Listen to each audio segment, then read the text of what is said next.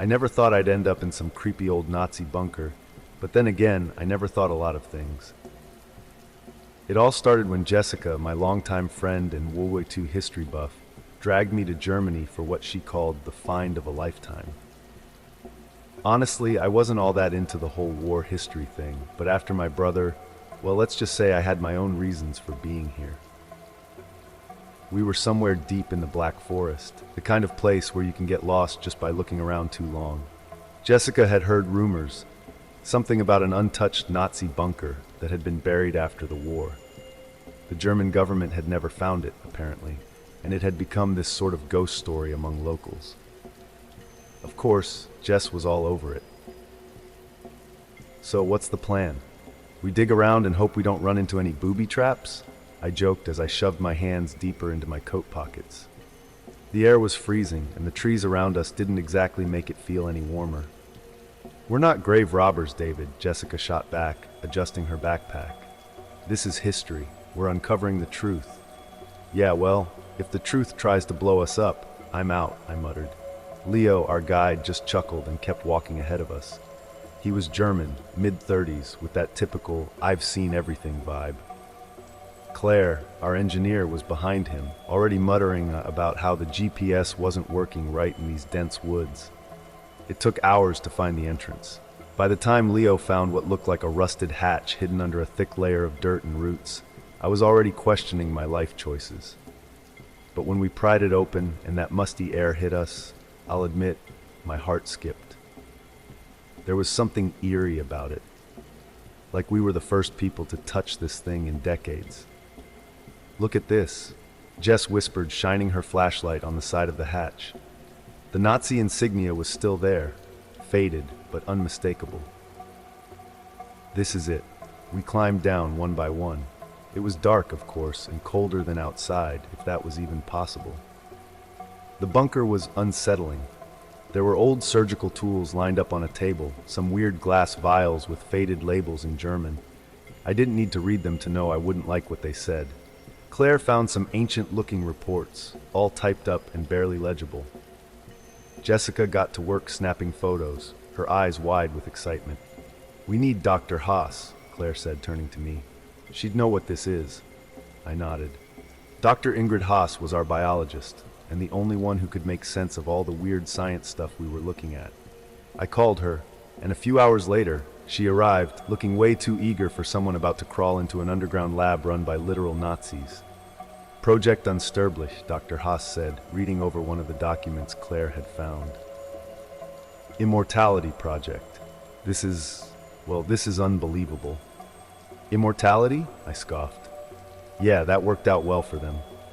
But then we reached the back room. There were these pods, metal, sleek, and just big enough for a kid. The air was stale and thick with dust, but the pods, they were pristine. It didn't make sense. Inside each pod was a child, eyes closed, their skin pale like they'd been frozen in time. I walked up to one, my breath catching for a second. The kid inside couldn't have been more than 10 years old. I knocked on the glass, half joking. "They dead?" Dr. Haas shot me a look, but there was a flicker of something. "Concern? Curiosity? No," she said softly. "They're not dead. They're preserved, genetically modified, from what I can tell." Jessica looked over at me, her face lit by the dim glow of her flashlight.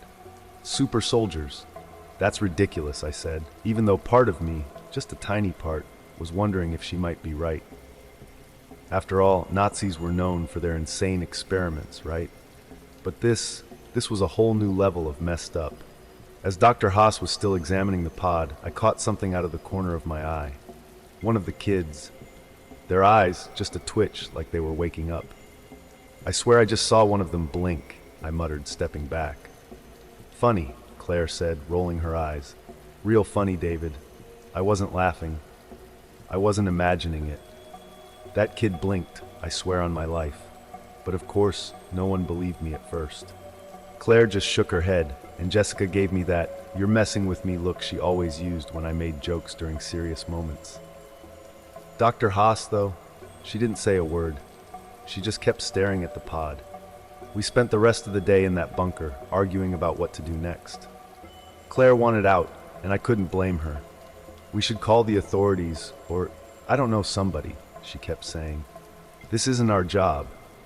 Leo, on the other hand, was loving every second of it. We found something that could rewrite history, he said, his voice brimming with excitement. You want to just walk away? Rewrite history? I snapped. These are kids. God knows what they did to them. I couldn't shake the image of that kid's eyes moving. It was stuck in my head, like a song you can't turn off. By the time night rolled in, we'd moved back to our cabin. It wasn't much, just a small place we'd rented nearby, but at least it was warmer than that cursed bunker. I couldn't stop thinking about my brother, how he died mysteriously during his deployment in Europe. Part of me felt like there was some connection here, some twisted thread tying all of this together, but it didn't make sense. Nothing did. That night, things got worse. I was half asleep when Claire came into the living room, her face pale. I heard something outside, she whispered. I sat up. Heard what? I don't know. Whispers, maybe. Like someone's out there. We grabbed flashlights and woke the others. Leo was already at the door, looking like a kid on Christmas morning, while Jessica and Dr. Haas looked more concerned. We stepped outside into the freezing cold, shining our lights into the woods. Nothing. But then Jessica noticed something else. Where's the generator? We ran over to where it should have been, but it was gone. Just gone. Like someone had ripped it out and walked off with it. Great, Claire muttered. Now we're in the middle of nowhere with no power. I tried to stay calm. We'll head back to the bunker in the morning, check on the pods, and figure this out. Figure what out? Jessica asked, clearly shaken. This isn't some scavenger hunt, David. Something's wrong. She was right. The whole situation felt off, but I didn't want to say it out loud. I didn't want to be the guy who said, maybe we're in over our heads, even though it was pretty damn obvious. Morning came too quickly, and with it, a whole new level of panic. When we got back to the bunker, one of the pods was empty. The glass wasn't just broken, it looked like something had clawed its way out. Dr. Haas stared at the damage, her face white as a sheet. Impossible, she muttered. These children, there's no way one of them could just wake up. Yeah, then what the hell happened? I asked, trying to keep my voice steady. Before anyone could answer, we heard it.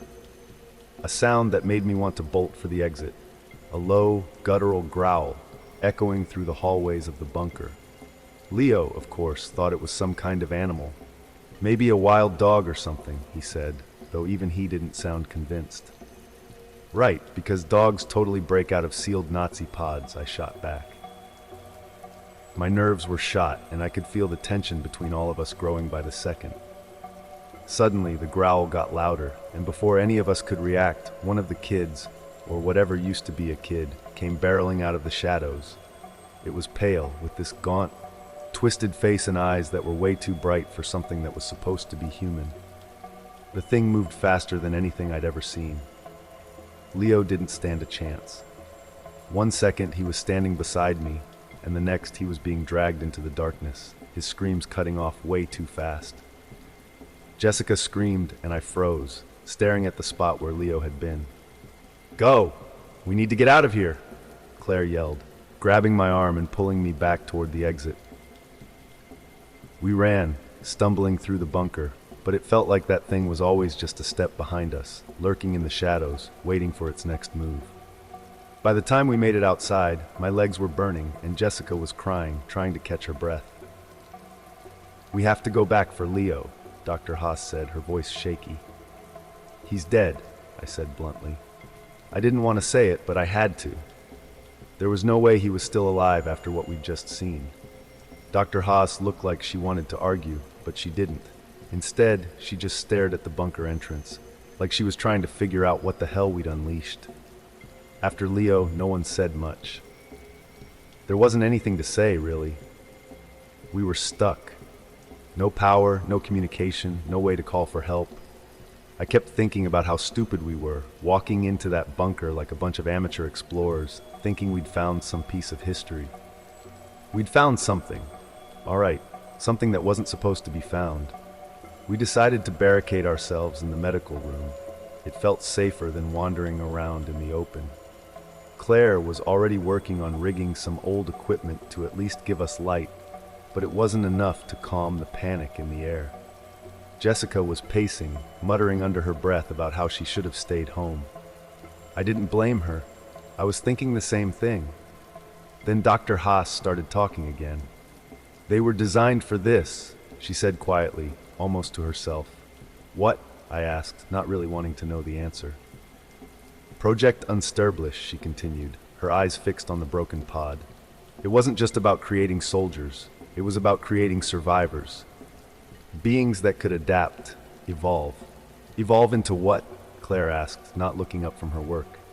"Vampiric predators," Dr. Haas said, her voice flat. "They were designed to feed on human blood. It's how they were supposed to sustain themselves in harsh environments. The Nazis were trying to make them immortal." I didn't know whether to laugh or scream. "You're telling me we're dealing with vampire super soldiers? That's ridiculous." Dr. Haas turned to me, her face deadly serious. "I'm telling you that's what we're up against, and if we don't get out of here soon, we'll end up just like Leo." Jessica stopped pacing. "What are we supposed to do? We can't just sit here and wait for those things to come for us." She was right. We had to do something. But what?